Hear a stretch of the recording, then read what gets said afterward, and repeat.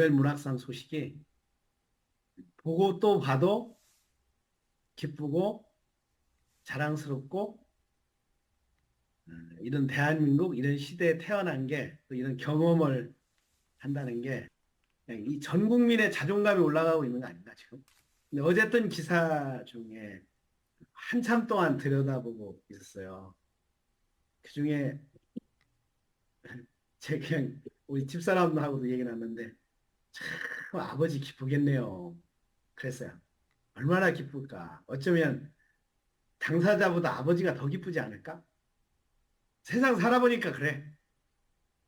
근데 우리가 잘 아는 아버지가 한승원 작가잖아요. 아재아재 바라아재 우리 영화도 보고 감동받았던 작은 시골에서 사시면서 서울에 있는 딸이 이 어버이날, 생일날, 명절날 이렇게 선물을 하는 이야기가 실려 있었어요. 근데 쪽지, 손편지, 아주 짤막한 손편지로 넣어서 선물을 하는 것을 취재를 해서 올려놨더라고. 그 글씨도 한강 작가 글씨도 그대로 손글씨로 아빠 몸, 마음, 건강 안부 묻고 제가 요즘에 읽은 이런 책인데 엄마 아빠한테 선물하는 거예요. 근데 아빠의 얘기는 딸을 한테 자기가 책을 선물했었는데 이제 어느 날부터는 자기가 딸한테 선물을 받는 거야. 책 선물을 꼭 명절날, 생일날 책 선물을 한다는 거야, 딸이. 그래서 그 책 선물 무슨 이제 기자들은 궁금하고 또 알고 싶잖아요. 무슨 책을 선물했는지. 그리고 거기가 한강이 아버지한테 짤막한 두세 줄의 무슨 무슨 책이라고 이렇게 소감을 써놓은 게 있었어요. 한참 동안 들여다봤죠. 아, 참, 부녀지간에 얼마나 행복할까. 근데 그 집 형제들이 다 소설가들이더라고. 아들도 둘이 있는데 아마 둘도 다 소설가로 얼마나 행복할까. 자, 우리가 읽는 지금 성경 마가복음 마가가 썼죠. 대상은 로마 사람들. 로마 사람들한테 예수를 알리기 위해서 쓰고 있어요. 근데 마가가 이 책이 내가 쓰는 이 책이 어느 날 성경이 돼서 번역이 돼서 2024년도에 대한민국에 있는 사람들이 이걸 읽고 있으리라 꿈에도 생각 안 했겠죠. 생각 못 했겠죠. 그냥 썼어요. 또 오늘 특히 뭐 처음부터 그렇지만 마가가 본 거 아니에요. 마가 신문 기자 아니에요. 뭐 사진 찍어서 녹음해서 풀어가지고 이거 쓴 거 아니라고. 마가가 본 거 아니라고. 그럼 마가가 상상했냐? 예, 상상했어요. 이야기를 만들었어요. 그럼 뭘 갖고? 이 구절 하나 갖고 만들었다고 해도 과언이 아니에요. 예수는 성경대로 십자가에 못 박혀 죽으셨고, 성경대로 사셨다.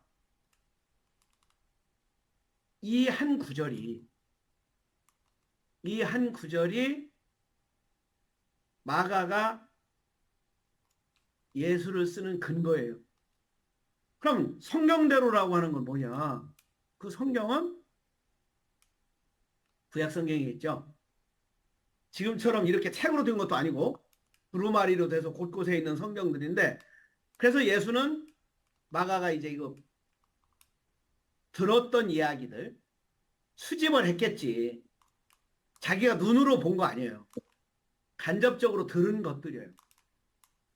근데 그것을 해석하는 건 성경대로라고 말했으니까 성경대로 정말 예수가 십자가에 못 박혀 죽으시고 성경대로 십자가에 저기 뭐야 부활하셨다. 다시 사셨다. 일어나셨다. 그럼 이 성경을 갖고 들어야 될 거 아니야. 그럼 예수가 그냥 갈릴리 청년으로 독립투사로 또 저쪽에서 보면 뭐 불안당 내지는 뭐라고 그래야 돼? 깡패야 돼?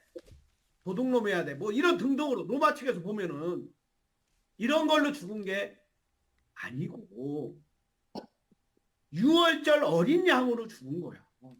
피 흘리셔서 유월절 어린 양이 죄사함을 하듯이 우리가 맨날 자기들 이 유대인들은 BC 1500년 전에 유월절 사건을 기억하면서 그걸 제사의식으로 갖고 왔는데 그 어린 양이 예수다.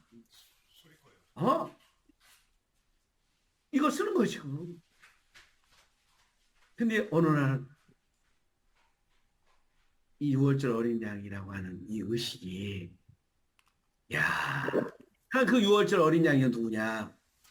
유대 갈릴리에서 청년 태어난 그냥 한 청년이 아니고 하나님의 아들이었다. 신의 아들이었다. 신의 아들이라는 말은 지금은 뭐 보통 뭐 어디서 쓰면 뭐 이단이다, 뭐 이상해졌다라고 말하지만 그도 뭐 다들 우리는 하나님으로부터 왔어. 하나님께로 돌아가 이렇게 말하도 아무런 오히려 더 그 사람 신앙이 있는 사람이라고 하지만 이 시대로서는 이걸 쓸 때는 하나님의 아들이라는 단어를 쓸 수가 없어요. 하나님의 아들은 로마 황제밖에 없어요. 하나님의 아들은 제우스밖에 없다니까. 메시아 그리스도라는 말을 쓰는 사람들은 쓸 수 있는 사람들은 로마 황제밖에 쓸 수 없어요. 근데 얘들이 예수가 그리스도라는 거야. 예수가 구세주라는 거예요. 그러고서 나중에 이름을 붙이죠. 쟤들은 그리스도를 따르는 사람들이야. 그래서 크리스천, 그리스도인 이게 말이 생기게 되는 거지. 그때는 그리스도가 하나밖에 없어요. 하나밖에. 로마 황제와 로마 황제 가족밖에 신의 아들은 없어. 자, 그런 사건을 성경대로라고 하니까 구약 성경을 갖다 이렇게 붙이고 저렇게 붙여서 성경대로 유월절 어린 양이다. 어린 양의 피로 우리를 죄사함을 받았다. 그것을 믿는 거다. 바울이 신학적으로 예수를 해석해냈다면 그 예수를 최초의 이런 형식, 복음서라고 하는 양식으로 최초로 형성해서 만들어내는 게 마가예요.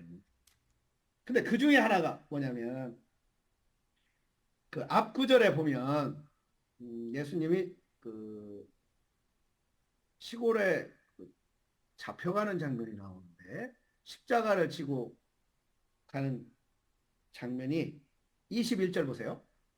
그런데 어떤 사람이 시골에서 오는 길에 그곳을 지나가고 있습니다. 그러니까 어떤 사람이 시골에서 올라왔어요. 왜? 6월절이니까 6월절은 이 디아스포라들 흩어졌던 사람들이 우리나라 명절 때 고향 가듯이 이 사람들은 예루살렘 성전에 와서 예배드리는 것이 6월절 예배드리는 것이 지금 그 아랍 사람들 그 성지순례 가듯이 이게 큰 행사고 이게 일생일대의 자기의 업적이에요. 그래서 이 시골 사람도 시골에서 지금 올라온 거예요. 우리는 서울에서 시골 가듯이 거꾸로 사는 시골에서 예루살렘으로 올라온 거예요. 그는 알렉산더와 루포의 아버지로서 그러니까 알렉산더와 루포의 아버지 그러니까 알렉산더와 루포는 굉장히 유명한 사람이지 않겠어요? 아까 한승원의 딸이래. 그러니까 알렉산더와 루포의 아버지가 구레네 시몬이래. 이렇게 나오는 거예요. 그럼 알렉산더와 루포가 얼마나 유명하냐? 이 구레네라고 하는 것은 이게 북아프리카라고 그러거든요. 북아프리카 사람들은 주로 이제 흑인들이라고 볼 수 있어요. 근데 이 사람들이 유대교를 믿은 거죠. 디아스포라죠. 또 유대인들이 이 동네 가서 많이 살았어요. 그래 예루살렘 6월절이 돼서 예루살렘이 지금 올라와서 지나가다가 야, 너 당신 이리 오셔 라고 해서 예수님이 지나가는 십자가를 무거우니까 네가 대신 져라 그랬어요. 얼떨결에 정말 우연이잖아요. 근데 그 유명한 사도 바울이 이 책을 기록하기 전인 기록하는 겁니다. 왜냐하면 서신서가 먼저 기록됐으니까 바울의 서신서가 먼저 기록이 되고 그 바탕 위에 오히려 복음서가 늦게 기록이 되는 거예요. 기록은 떠돌아다니는 얘기들을 편집하니까 로마서 16장 13절에 이렇게 나와요. 로마서 16장은 로마서의 마지막 장이야. 우리 편지 마지막에는 뭐죠? 문안 인사하죠. 누구는 뭐잘 있고 누구는 뭐 하는 거 이렇게 안부 인사를 전하라. 그래서 로마서에 사도 바울이 사람들의 이름을 쭉 나열하는 장면이 나와. 근데 그 16장 13절에 이렇게 나와요. 주님 안에서 택하심을 받은 루포와, 여기 루포 나오잖아요. 루포와 알렉산더의 아버지인 구레네 시몬. 그러니까 이 집안은 지금 한승원의 노벨상 받아서 이제 진짜 이 신앙으로서는 이 당시에 노벨상만큼의 유명한 집이 된 거예요. 이런 명성이. 왜? 우연히 십자가 한번 지면서 이렇게 된 거예요. 자, 받은 루포와 그의 어머니에게 문안해 주십시오. 그러니까 그의 어머니라는 건 누구죠? 구레네 시몬의 부인이죠. 시몬이라고 이름을 짓는 거 보면 이 사람은 이미 유대인인 것을 알 수 있어요. 이름이 그러니까. 그들은 그에게 강제로 예수의 십자가를 지고 하겠다. 강제로 지게 했어. 정말 우연이야. 이런 사건 하나가 이 집안을 어떻게 변화시키냐. 사도 바울이 로마서를 쓰는 마지막에 루포에 받은 루포, 이 루포. 내가 정말 내가 보니까 주님 안에서 택하심을 받았다. 이때는 강제로 끌려갔는데 아버지는 강제로 끌려갔는데 그의 아들은 어느 날 우연히 무엇을 강제로 뭘 어떻게 하게 됐는데 어느 날 보니까 우리 김기선미가 미국에서 박사학위를 받아가지고 미국의 교수가 돼서 미국의 유대인 남자와 결혼을 해서 대학 교수가 나서 이거 낫다. 정말 신비롭지 않아요? 지나가다가 그냥 강제로 십자가 당신이시죠? 끌려갔어요. 강제로. 근데 그의 아들이 알렉산더 루포가 초대교회에 아주 명사가 되는 거죠. 사도 바울도 알고 마가도 여기다 쓰고 있고. 근데 더 멋있는 건 그의 어머니에게 문안하여 주십시오. 그 다음 구절이 더 멋있습니다. 그의 어머니는 사도 바울이 편지하는 거예요. 곧 내 어머니이기도 합니다. 그러면 요즘 말로 말하면 신앙의 명문가지. 신앙의 명문가가 됩니다. 우연히 보통 그렇잖아요. 어떻게 우연히 무슨 심부름 하다가 또 우연히 그 집에 가서 뭐 밥 먹다가 어느 날 예수의 복음이 들어와서 선교사를 만나는 바람에 영어를 해서 그 집안의 운명이 바꾼 이야기 우리 많이 듣잖아요. 그랬던 이 마가는 이제 다시 유대인의 왕 팻말 붙이고 성경에 구약 성경에 이렇게 돼 있다. 사흘 만에 산다고 돼 있다. 등등 하고서 이제 오늘 33장 낮 12시가 되었을 때 옛날 성경은 뭐라고 돼 있죠? 9시라고 되어 있어요. 근데 마가가 제일 복음서를 먼저 썼잖아요. 마지막 날 하루를 3시간씩 끊어요. 기가 막히게 끊어요. 근데 왜 2시간이 아니고 4시간이 아니고 3시간으로 끊었냐? 그러면 이 사람들은 익숙한 게 뭐냐면 6월절 예배예요. 6월절 예배는 3시간을 진행을 해요. 그럼 그 3시간을 24 나누기 3을 하면 8이 돼요. 그러니까 8번의 사건을 예수님이 밥 먹을 때 최후의 만찬이 전날 오후 6시에 오후 6시부터 그러니까 오후 9시 이렇게 3시간을 딱 끊어. 그게 최후의 만찬이야. 지금 12시잖아요. 12시부터 그러면 오후 3시까지 뭐 했어요? 십자가에 매달려서 땅이 어두워지는 거예요. 자, 그럼 새벽부터 그럼 전날부터 새벽 6시에서 최후의 만찬을 했고 밥 먹었고 그다음에 9시부터 12시까지 겟세마네 기도를 했죠. 12시부터 3시까지 가야바의 뜰에 가서 심판받았고 3시부터 6시까지 빌라도한테 신문받고 6시부터 9시까지 십자가에 매달렸고 지금 그래서 난 12시가 된 거예요 이제. 자, 난 12시가 돼서 뭐 하는 거죠 지금? 이제 숨을 거두시는 장면이 나오는 거야. 그래서 오후 3시에 이제 돌아가시고 오후 3시에 매장을 하셔서 새벽 다음 연날 6시. 그러니까 6시에 시작해서 6시 하루 동안에 8번의 사건을 쭉 마가가 구성 편집을 하는 거죠. 이 근거로 마태도 누가도 쓰는 거예요. 그래서 이런 문학하는 사람들은 이 마가의 이 뭐라고 하나 구성 능력 이것을 그래서 지난번에 우리 멋있는 얘기를 우리 하늘바람님 해줬잖아요. 풋노트 논문을 근거를 대서 자기 얘기를 해야 되잖아요. 누구는 이렇게 그것이 어쩌면 그 전에 있었을지도 모르고 성경이 그렇게 돼 있어요. 성경대로. 그래서 주의 말씀을 이루려 하십니다. 그 중에 이제 오늘 예수님의 숨 거두시는 장면입니다. 낮 12시가 되었을 때. 오늘 하루 중에 가장 밝을 때가 언제예요? 낮 12시죠. 정오죠. 정오는 얼마나 밝고 멋있냐면 이게 점심이잖아요. 해가 어디에 떠 있죠? 머리 위에 떠 있어요. 그래서 사마리아 여자도 오전 9시에 오후 3시에 물길르러 갔다고 기록하지 않고 낮 12시에 물길르러 갔다. 정오에 물길르러 갔다. 왜?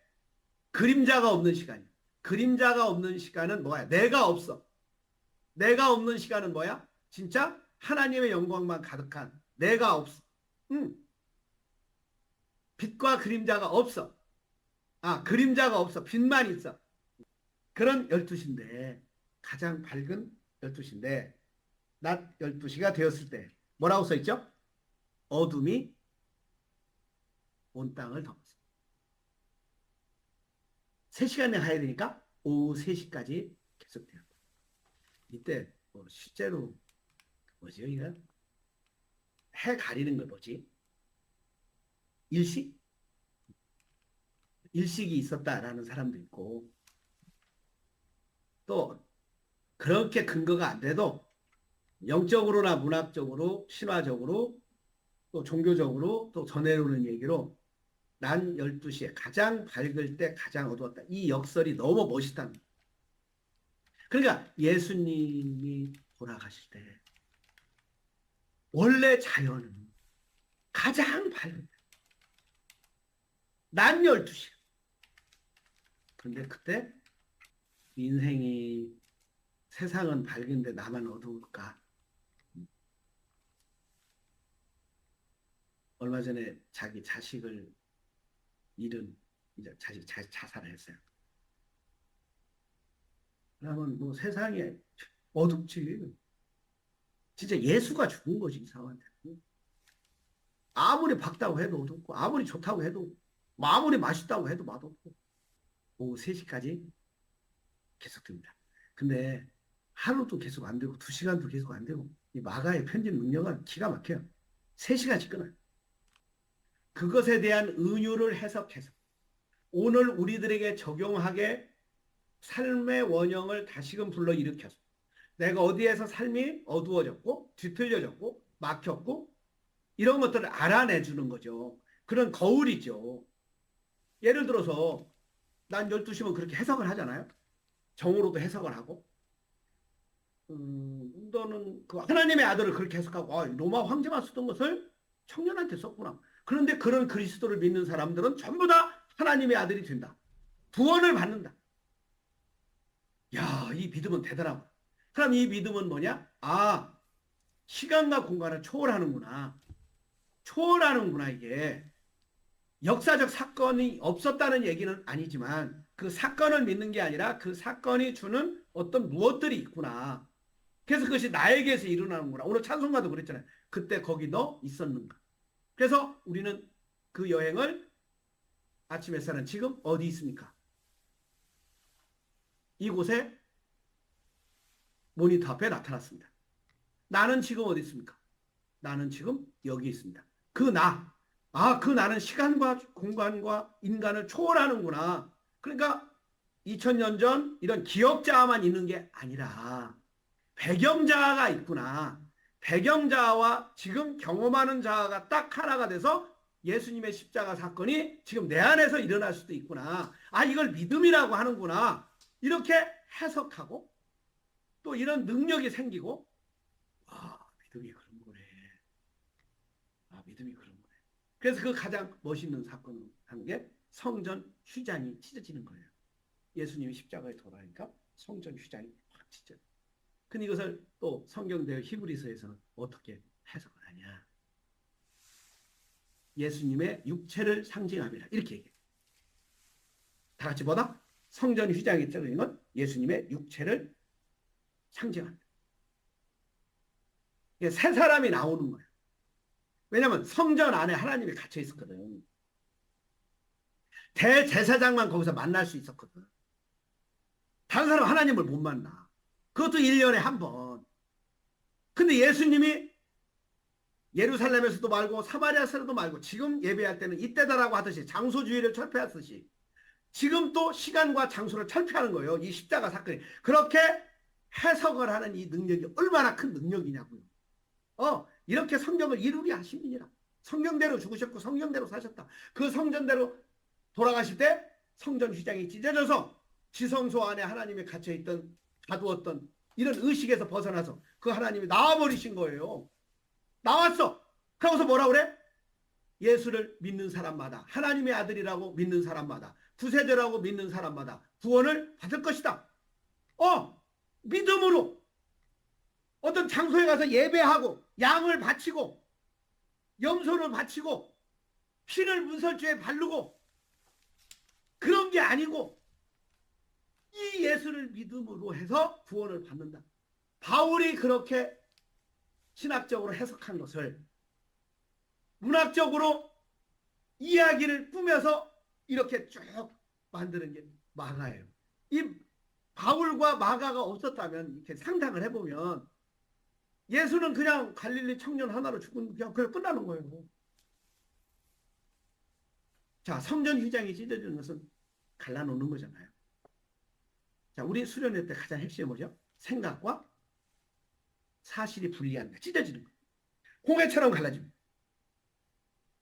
안과 박이 갈라지는 거예요. 요즘은 우리 수련생들은 이 시간에 가장 많이 크게 깨닫는다고 그러거든요. 나 이제 막 묻다가 거의 찼을 때 데리고 나가서 나무 이것은 큰 나무입니까? 작은 나무입니까? 물어. 그때 이렇게 얘기하죠. 큰 나무. 네. 큰은 여기 있잖아요. 내 안에 있잖아요. 이건 생각이잖아. 큰 나무. 나무는 바깥에 있고 안과 박의 구. 이게 성전 휘장이 찢어지는 거예요. 그래서 가려졌던 갇혀있던 신, 자유, 해방을 내가 맛보는 거지. 그 순간에 를 하는 거예요. 빛이 들어오는 거예요. 생각과 사실이 생사분리야. 이게 안 되면 상하수도 구분 못 하듯이 분리가 안 되듯이 마음 공부는 어렵습니다. 이게 기초이자 완성입니다. 이것이 기초가 돼서 이제 알아차리기 때는 이곳과 여기에 휘장이 갈라져서 이곳과 여기. 자, 0과 6이구나. 3차원과 4차원이구나. 더 나가서 나도 그냥 나만 줄 알았는데 어느 날 성전 휘장이 쫙 갈라지면서 구분이 되기 시작해요. 나라라고 할 때 이거 기억을 나라고 하는구나. 기억들을 생각으로의 나구나. 이거 다 지나간 거로구나. 그래서 카누만은 기억자 이렇게 이름을 붙였어요. 그것만 있는 것이 아니라 그런 기억으로 하는 게 아니라 지금 이렇게 손으로 만지는 행동한 자, 경험자가 있구나. 경험하는 나가 있구나. 경험하는 지금 말을 듣는 그런 속에서 막 또 기억자가 또 움직이는구나. 근데 어느 날 어떤 사람이 딱 얘기를 하는 거죠. 야, 그런 것들을 알아차리는 알아차림이 있어. 이걸 이 카노마는 배경자다. 이름을 붙인 거예요. 이게 성전 휘장이 찢어졌다는 말을 저는 오늘 그렇게 해석하고 싶어요. 이런 것들이 구분이 되기 시작해. 구분이. 가려가지고 볼 수가 없었는데 생각이지. 사실이지. 그래서 바꿀 수 없는 사실을 바꾸려고 자기가 바꿀 수 있는 생각은 안 바꿔서 그때 우리는 고집이 되고 아집이 되고 진짜 우리의 원하는 것은 소통인데 소통이 안 되어서 고집불통, 고집불통이 되니까 오히려 갈수록 더 그때는 우리가 피해의식이 생기고 경계의식이 생기고 아니면 비난하고 비방하고 소통해서 배울 건 배우고 버릴 건 버리고 이렇게 하면서 내 삶이 나아가지는 못하는 거지. 그래서 예수님이 십자가에 돌아가셨을 때 성전 휘장이 찢어졌다. 그것은 그의 육체를 말합니다. 육체가 내가 아니구나. 육체만 내가 아니로구나. 이걸 나라고 생각할 수 있지만 또 다른 나가 있구나. 영이 있구나. 영으로의 나가 있구나. 이분법으로 나누면 그렇고 삼분법으로 나누면 육체도 있고 정신 생각도 있고 마음도 있고 그다음에 생각도 마음도 아닌 몸도 아닌 영이 있구나. 자, 삼법으로 나누면 또 내가 경험하는 자아가 있구나. 또 행동하는 자아가 있구나. 기억을 나라고 생각하고 사는구나. 나가 아니라 지금 저 사람은 그 기억을 나라고 해. 저 사람은 배경을 참 나라고 해. 자, 그럴 때 우리는 필요할 때마다 기억자 사용할 때 기억자 사용하고 지금 경험자 할 때 경험자 사용하고 배경자로 그것을 알아차릴 때 알아차리고 이런 뭐라고 할까요? 공부의 기술이라고 그럴까? 이런 삶의 기술을 익혀서 삶을 예술로 가꾸자 이거죠. 자, 예수님께서 숨을 거두십니다. 숨을 거두시고서 기가 막힌 또 고백 하나 하는 사람이 있습니다. 38절. 여기 재미난 것은요. 제자들은 안 나와. 이 마가가 씹는 것 같아요. 응? 이둘 중에 하나야. 무서워서 도망갔던가 그냥 상상으로 가는 거예요. 아니면 너무 운동권 척결이니까 다 수배돼가지고 다 잡혀갈까봐 여자들이 우리가 나가볼게 당신은 숨어 있어. 이렇게 얘기할 수 있잖아요. 그 여자들만 나와 있어 지금. 그것도 다 마리아예요, 마리아. 뭐 작은 야고보 마리아, 막달라 마리아, 또 요새의 어머니 마리아. 예수님을 후원하던 분들을 마리아 부대라고 그러거든요. 요즘 말은 여신도 협회지. 예를 들어서 아침 햇살이 서울을 가면 서울에 ALP 중에 여자 신도들이 나와가서 맞이하듯이 예수님이 움직이면 먹을 거 있고 마실 거 있고 잠자야 되는데 돈이 필요하잖아요. 그렇잖아요. 이런 것을 담당했던 부대가 있었을 것이다. 그 부대 이름이 보통 이제 우리가 속칭해서 실제 그 당시 이름은 뭐였는지 모르지만 이 마리아 부대다. 왜? 다 마리아예요, 마리아. 우리말로 바꾸면 순위 부대지, 순위. 다 순위들이. 자, 근데 그 앞절에 보면 예수님의 제자 얘기도 없잖아요. 오히려 베드로도 뭐죠? 예수님을 부인하잖아요. 그러니까 여기서 제자들은 정말 복음서에서는 별로예요. 특히 마가복음은 더해요. 왜? 이 대상이 로마인들이라 그래요. 그래서 여기 로마 사람이 나와요. 38절. 휘장이 찢어졌어요. 예수를 마주보고 서 있는 백부장. 백부장이라는 것은 100명 중에 대장이니까 요즘 말로 말하면 육군 대대장, 중대장 정도 해당되는 거죠. 100명 중에 대장이니까. 예수가 이와 같이 숨을 거두시는 것을 보고서 말을 합니다. 같이 읽습니다. 참으로 이분은 하나님의 아들이다. 그러니까 성경에 예수를 하나님의 아들이었다라고 최초로 고백한 사람은 누구예요? 그것도 죽는 장면을 보고 로마 백부장. 놀랍지 않냐고 이 마가의 능력이. 마가의 구성 실력이. 누구의 입을 통해서? 안중근이 진짜 선비였다. 소설을 쓸 때 우리 물빛님 내가 소설가야. 내가 한강이야. 안중근을 써야 되겠어. 소설을 쓸 때 누구의 입을 통해서 진짜 안중근은 선비였고 글씨도 잘 썼고 굴절할로 그 안에서 감동이 멋있는 사람이었다. 누구의 입을 통해서 말하고 싶어요? 일본 사람. 일본 사람 중에서 누구? 어, 안중근을 죽이려고 했던 무리들. 예, 그래서 우리 물비님은 한강이 되기가 좀 어려울 것 같습니다. 자, 누구의 입을 통해서 진짜 하나님의 아들이었다라, 아니죠. 안중근은 진짜 안중근이었다. 어? 거기서도, 간수요, 간수. 그렇구나. 그렇지. 죄수. 단수지. 왜? 가장 오래 음. 지켜봤습니다. 맞다. 그럼 지금 가운데, 예수가 가운데. 하나님의 아들이었다라고 누구를 통해서 고백시키는 게 가장 멋있겠어요? 자기가 그냥 쓴다고? 그럼 그 마가지가 한 거지.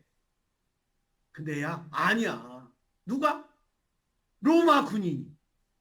그것도 지켜봤던, 지켜봤던, 지켜봤다고 하는, 그것도 사병도 아닌 백부장. 장교 입을 통해서 내가, 야, 진짜 ALP 프로그램은 좋아. 내가 떠들고 다니면 좀 그렇잖아요.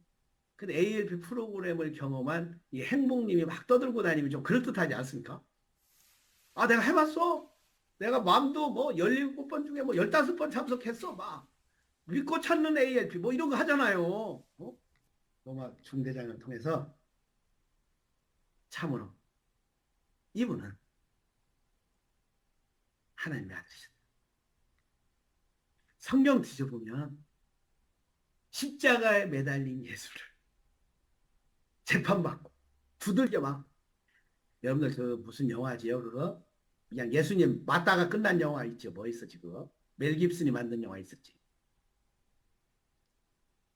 무슨 크라이스트? 기억나십니까? 하여튼요. 나도 봤는데 그 영화. 그냥 매 맞다 끝났어. 매 맞다가. 근데 예수님 그렇게 안 맞았어요. 여기 그 영화니까 그 갖고 들어오면 안 돼. 로마 군인의 입을 통해서 이분은 하나님의 아들이죠. 자, 예수가 하나님의 아들인 것을 신학적으로 발견한 사도 바울. 6월절 어린 양. 매일매일 우리가 바리는 그 양이 바로 예수야. 어? 우리가 염소 아무리 잡아봤자 양 아무리 순염소 백가쪽으로 내쫓아봤자 죄 안 없어져. 어? 내가 양이야. 내가 어린 양이야. 하고 십자가에 지금 매달린 거야. 이런 깨달음을 얻은 사도 바울. 그러고 그 성경대로 사셨고 성경대로 뭐예요? 죽으셨고 성경대로 사셨다. 그것을 이야기로 쓴 복음서 마가복음 막바지에도 구성 편집을 해서 왜 하나님의 아들이었는지를 끝까지 증거해내는 마가복음 또 마가의 통찰 고마움과 감사를 겪고 우리는 그를 믿는 믿음으로 믿음은 시간과 공간을 초월하니까 성전 휴장이 찢어지듯이 시간과 공간과 과거와 현재와 미래 이것이 겹쳐져서 예수님의 십자가의 사건이 그냥 옛날 사건이 같은 역사적 사건만이 아닌 지금 내 안에서 일어나는 삶의 사건으로 해석하고 번역하고 적용하는 믿음의 삶 함께 살아갔으면 합니다. 오늘 여기까지 하겠습니다.